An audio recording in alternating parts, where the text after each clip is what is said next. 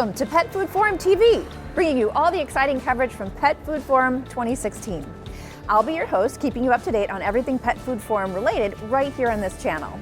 Now stay tuned for interviews with industry experts, features from the show floor, and the daily highlights. With learning sessions from industry experts, networking opportunities, and up to 100,000 square feet of exhibits, this is the place to see and be seen by the industry buyers and influencers. Pet Food Forum TV is sponsored by Extrutech, Thiele Technologies, and Trow Nutrition. We're coming to you from Kansas City, Missouri, the heart of the animal health corridor. Be sure to join us online.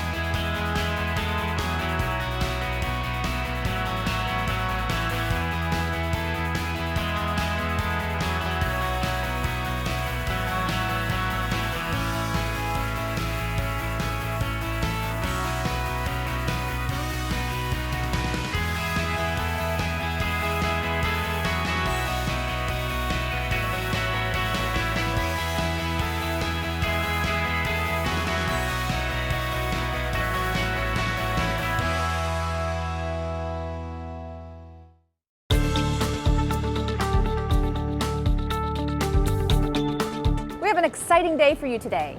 Here are a few of the upcoming events you don't want to miss. After breakfast, Avelia Davis, VP of Dog and Cat Consumables for PetSmart, opens with a general session on the changes in pet parents and pet trends. She focuses on how these changes drive us to better understand pet parents and their pets and become solution providers rather than just sellers of dog and cat food.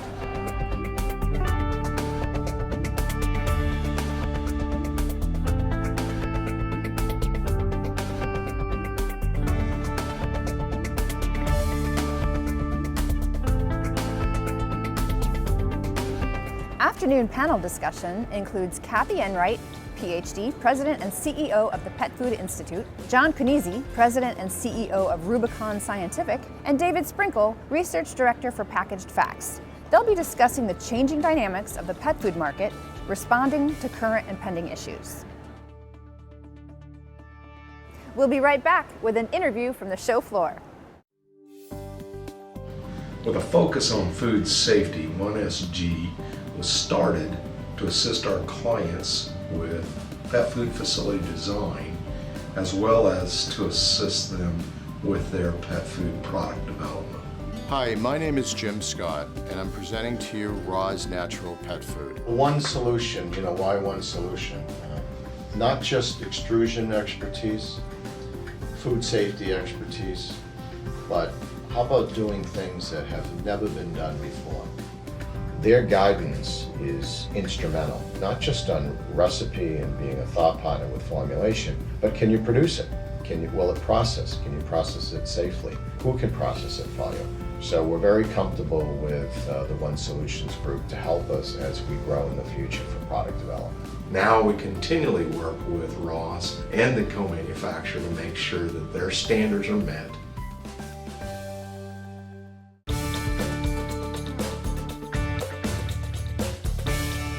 And welcome to Pet Food Forum TV.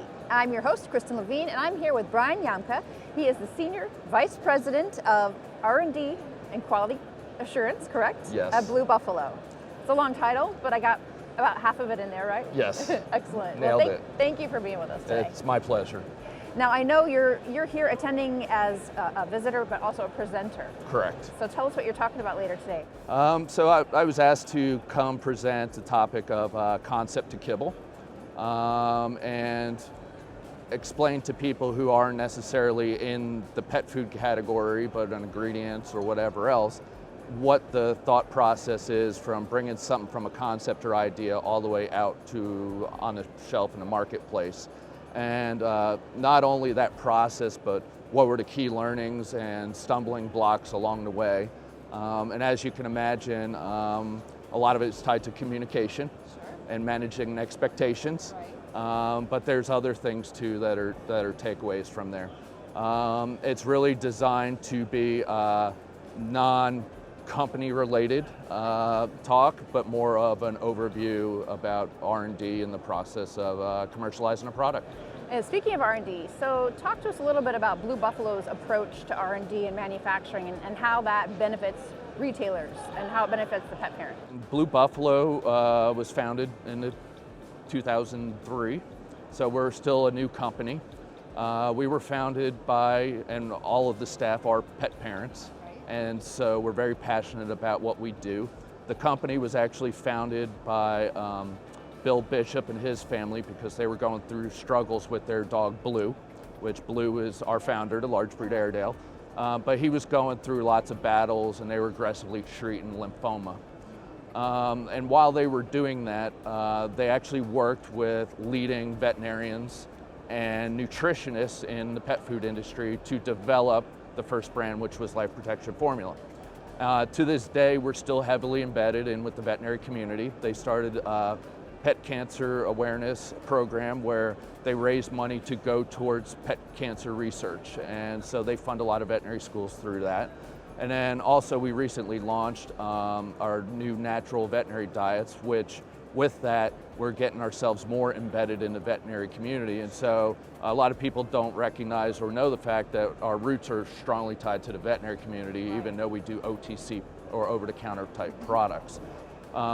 With that being said, when you're pet parent oriented, and as we are, and you're innovative, you help bring new news to the retailers out there, as well as to our brands. And so from that standpoint, you get a lot of followers and retailer support because we're always bringing them new ideas to help refresh our brand as well as new products in their stores. What are you most excited about the pet industry and what's coming in the future?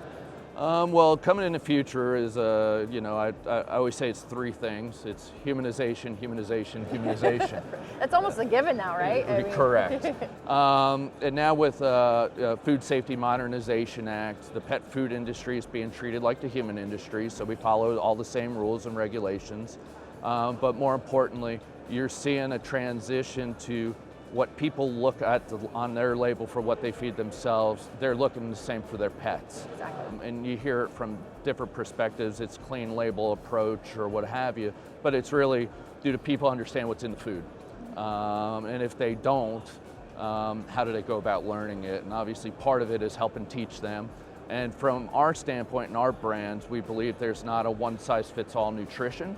And so you'll see our brands will have, some will have grain, some will be grain-free, some of it will be limited protein, and then we go to what we call the ancestral or high-protein, low-carb type diet. And so all of those are formulated to be great from a nutritional standpoint, but we recognize the fact that there's different consumer lifestyles, and within those different consumer lifestyles, they actually transfer that knowledge or belief to their pets as well. And so as a result, we have multiple brands to fit those lifestyles and the consumer needs. Well, it was great talking to you today, Ryan. Same Thanks for here. your time. Keep up the good work. Thank you. Thanks for the opportunity to be here. Sure. Ryan Yamka, Senior VP of R&D at Blue Buffalo. Stick around. We'll be back with more interviews here on Pet Food Forum TV.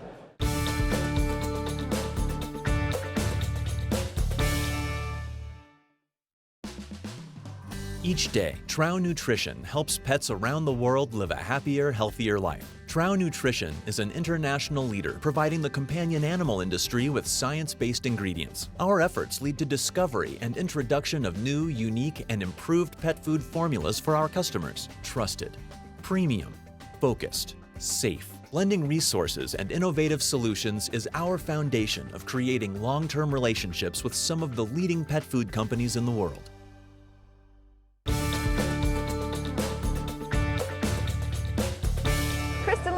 coming to you here from Pet Food Forum TV, and we're in the heart of the Pet Health Corridor. And joining me now is David Sprinkle. David, you are the Research Director for Packaged Facts. Correct. And, I guess the main thing I wanted to talk to you about is how human market trends translate to the pet industry. They absolutely translate, and even the gap between when the trends hit the U.S. and the human market and the pet market is really receded. All the issues are there, including the biggest issue about sort of your further processed versus your minimally processed foods. But all the issues are there because we have the same ideal of sort of this whole natural food, even ideally local. Right. That's how we feel like we should be eating. At the same time, due to affordability and convenience and not living on a farm and so forth, right, we got to make all kinds of trade-offs and adjustments in our real life. So all the questions that apply to the human market really carry over very quickly into the pet market. That includes organic. About the same percent of consumers buy organic foods as organic pet foods within pet owners. The whole GMO issue is also playing out with the whole low carb and gluten-free and wheat allergy. That's also really playing out in pet, where grain-free is really a central positioning now, particularly for natural pet foods. There was some data presented today that I believe about a third of your pet specialty channel pet food is now grain-free. Really? So all your issues, allergens, even though broadening out to the role of snacks in the overall diet, particularly with overweight pets, that plays out with pet treats. Even the role of technology in how we buy food and choose which foods to buy is also playing out. Does the research show that we as pet parents have an expectation that the foods and the treats that we feed our pets will fix or treat different? Yes, of course, fix is a tough word, well, because that will get you into regulatory trouble, and that will also get you in trouble with your vet. But certainly, I think there's no question that optimal nutrition, quality nutrition, really plays out with our health. And so I think a lot of it is simply having good quality nutrition, good quality protein, good quality ingredients. And that plays out with a lot of sort of suspicion about fillers in pet food, but also sort of artificial and natural ingredients. But of course, again, the larger issue is the highly processed versus the less processed. And for the less processed, that's what's made trends like fresh pet food, refrigerated, really important, although a niche segment, even frozen, and also currently your freeze-dried or dehydrated. All these alternative formats, which are less processed at least, are really gaining and sort of nipping at the heels of kibble because of that larger issue of trying to get to, as close as you can, to whole natural foods. And what is driving us to these new novel proteins? Is it the consumer that's leading that innovation, or is it the industry introducing it to the consumer? It's always both, right? It's always, but in the case of novel proteins, I would say maybe more it's the marketers. As the main trends in the pet food industry, humanization, the premiumizing of products, health and wellness, have really played out, very well. They're very robustly, but there's always looking for something new. And certainly protein is the main sort of ingredient of attention in pet food for dogs and cats. And so then when you start talking about protein, how can what's new, what's next? Well, then these novel proteins become more important. And the same thing actually we see in the human market, like in the same way that we'll see bison burgers, we'll see bison-based pet foods, or venison, boar has become sort of trendy. That's obviously beginning to tie into the paleo, ancestral wilderness diet idea, that if we could get back to their earlier forms of eating, we'll be healthier and better. Also, your game birds are trendy, particularly duck, but also pheasant and quail. And also, maybe this is more of a stretch, salmon is more standard, but within this positioning of sort of the wilderness and outdoor, you'll see salmon and trout. So this whole idea of sort of getting back to nature for your sources, for your ingredients. And do you see a difference in the adaptation of that between the millennials versus the boomers and the Xers? Who's going to... The millennials now are driving really all the trends. And so if you're wondering who's the driver's seat, it's the millennials. And they, as consumers, are particularly prone to expect their products to provide solutions. So they're not just buying, a food product or a snack product, but they're buying sort of a product that has some sort of function or at least sort of lifestyle marker in some way. On the other hand, your boomers, who are of course still a huge consumer population, do have the senior pets and the aging pets. And so that also helps drive some of the sort of a functional sort of approach to pet food and treats. Can it help at least address these concerns or prevent prolonged these longevity. conditions? Yeah. So the boomers more from the sort of the functional point of view, the millennials from their point of view too, even though they'll tend to have younger pets, but also this interest in novelty and variety, and also in their in all of the products that they buy, reflecting their values, whether that's organic or sustainable or non-GMO, local, whatever that might be. They want their products to reflect those outlooks. You're always a wealth of information, David. Thank you for joining us today. Okay. David Sprinkle with Packaged Facts, and we'll be back with more interviews here on Pet Food Forum TV.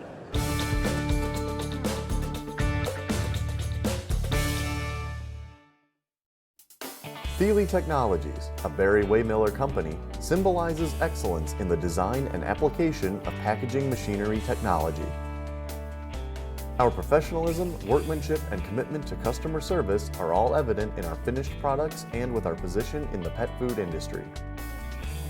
Introducing SciMac Bag Palletizing, which features superior load stability to conventional robotic applications. Thiele Technologies, uniting the brands you know and trust.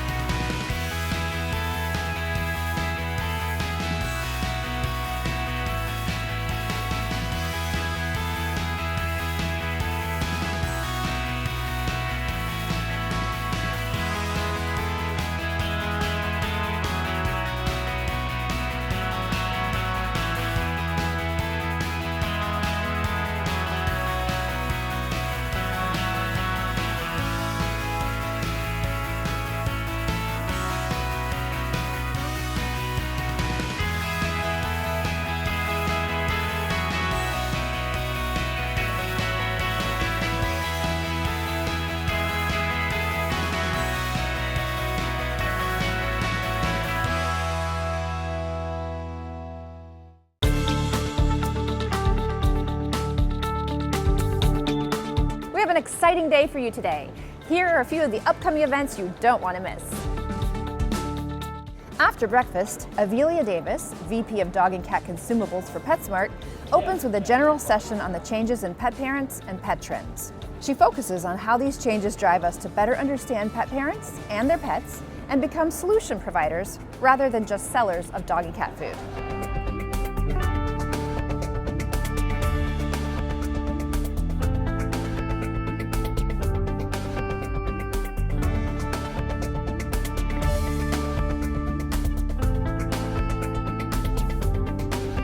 Afternoon panel discussion includes Kathy Enright, PhD, President and CEO of the Pet Food Institute, John Kunese, President and CEO of Rubicon Scientific, and David Sprinkle, Research Director for Packaged Facts. They'll be discussing the changing dynamics of the pet food market, responding to current and pending issues. We'll be right back with an interview from the show floor. You should evaluate equipment architecture, processing flexibility, controls architecture, and ingredient selection to get a high quality finished product. The highest quality that we find the most challenging to deal with is a mechanically deboned, mechanically emulsified, unadulterated, never frozen fresh meat source. We need to keep in mind that simply changes in ingredient selection do not constitute a high meat product.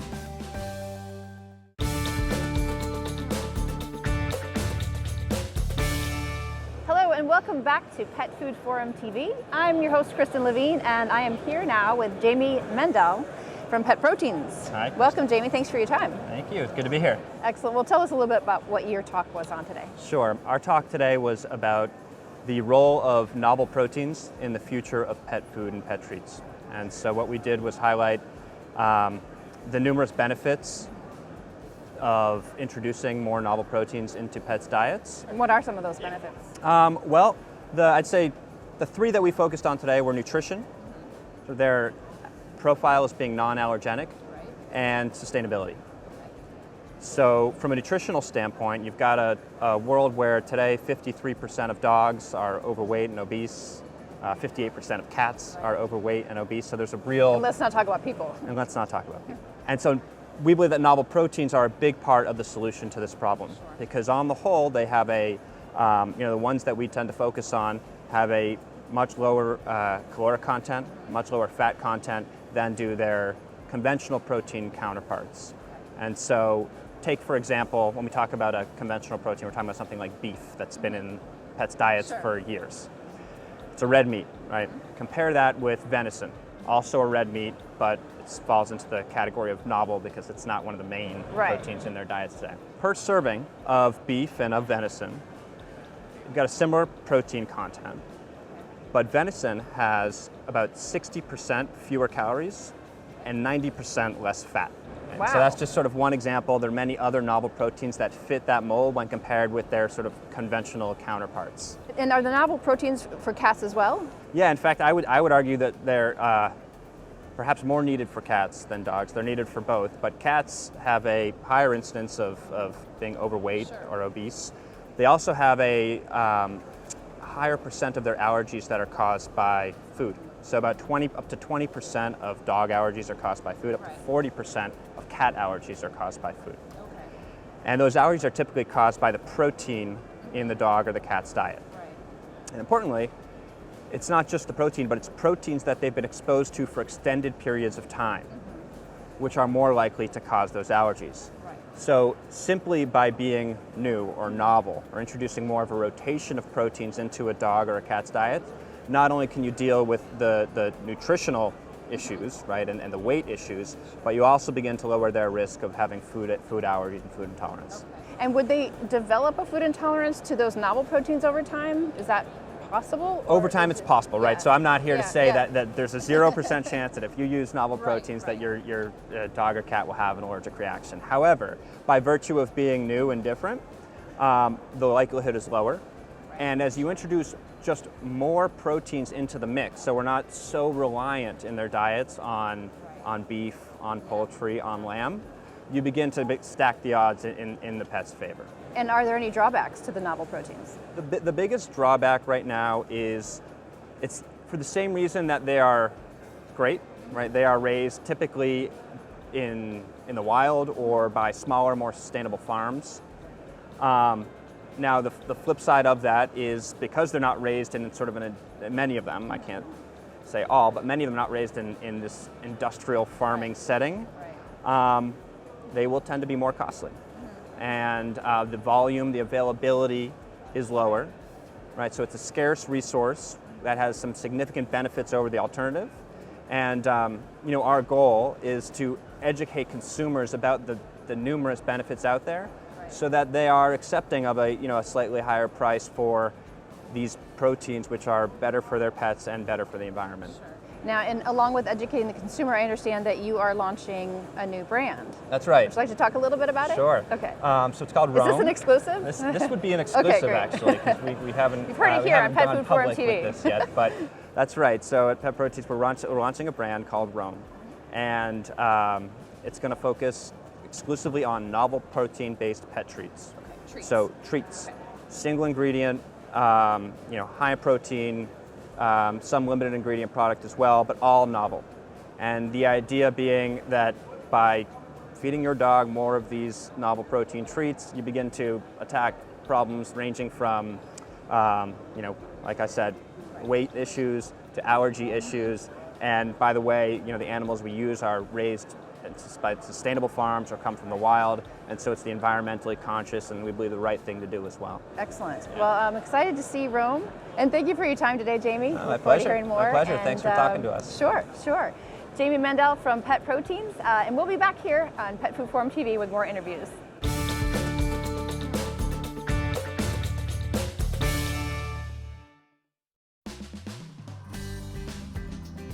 Each day, Trow Nutrition helps pets around the world live a happier, healthier life. Trow Nutrition is an international leader providing the companion animal industry with science-based ingredients. Our efforts lead to discovery and introduction of new, unique, and improved pet food formulas for our customers. Trusted, premium, focused, safe. Blending resources and innovative solutions is the right formula to build your pet food business. Trow Nutrition USA is committed to providing superior quality and safe solutions. We pride ourselves on taking the necessary steps to confirm that ingredients and finished blends meet or exceed our customers' standards. Trow's Pet Food Ready quality program safeguards the integrity of our products and ingredient blends. Trow Nutrition has been a leader for decades, blending resources and innovative solutions. Give us the opportunity to create the right formula for you.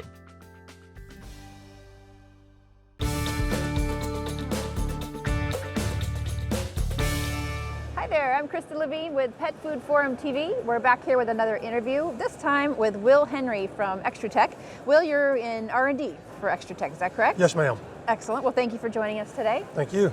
So the hot topic here at the show this year is high meat diets, novel proteins. What are some of the concerns with those types of diets? One of the primary concerns we first address with our clients is, as with any product and process, food safety is also becoming a more prominent concern for our industry. So as you assess those risks in your plant, of course those are based upon your process and your raw materials. As we all know, fresh meat already has a high population of pathogens and those kind of risks. So over the years, as we have doubled and tripled our inclusion rates of fresh meat into our product, we've also doubled and tripled our risk exposure of those pathogens. How do you manage that? It's a very difficult process. It's sometimes can be painful if we have clients that are unwilling to grow with the industry. Most times it's not really an issue. There's a lot of documentation that has to be done. One of the services that we have developed over the years to assist is the construction and maintenance and management of our level 2 biosafety lab that we have in Manhattan, Kansas. So it allows us to test those products out, put them through a scientific validation with those products and those meat levels to make sure they are producing a safe quality product. Right. And then how do you advise your clients on product durability with regard to that? Of course, that's primarily focused around the ingredients, the raw materials. Right. So, and that's kind of a balancing act because they have in their mind what they envision for the label on their packages, their bag claims, how they want to market their products. So that moves the product spectrum and profile into one area. But then you've got to look at what you're actually capable of producing in the real world. So it's a balancing act, and sometimes they give a little bit on the formulation to allow us to reinforce it with some good binders for the kibble, and sometimes it's the other way around. They change some of the product specifications to match what they want for the label. Now, what are you hoping to accomplish here at Pet Food Forum this year? For us and for our company, I don't know if it's different for other groups, but we approach these industry shows, specifically Pet Food Forum. It's more than just showing up and showing off our equipment or talking about our newest innovations. For us, it's primarily 95% networking with our clients. Sure. It's not uncommon for most of our staff to be booked up with meetings from breakfast till supper. Right. So, and it's from one meeting to the next. So for us, it's always about cultivating that relationship with our current client base, perhaps creating some new relationships. Is there, I know you're very widely known and well known at this show, you in particular. I'm not sure about that. Is there anything that folks maybe don't know about Extra Tech that you'd like them to know? I think one of the services, or not even really a service, but kind of how we approach our clients, we do take some personal ownership in all of our ventures.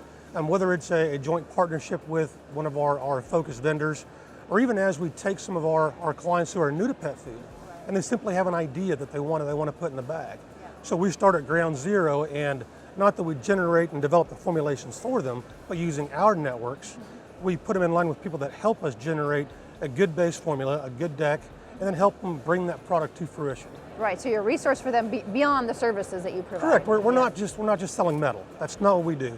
Yes, that's how the company started back in '85, but we feel that we've grown to a much more multifaceted group.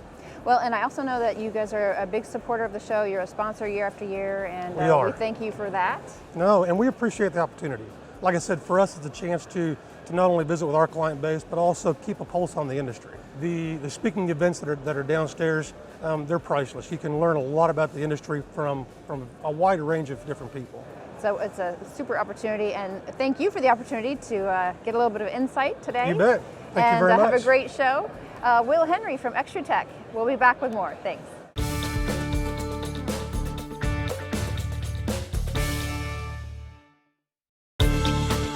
Thank you for watching Pet Food Forum TV.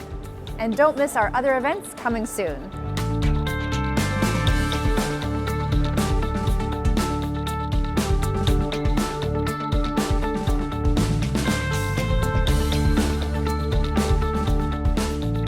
Be sure to join the pet food industry community online.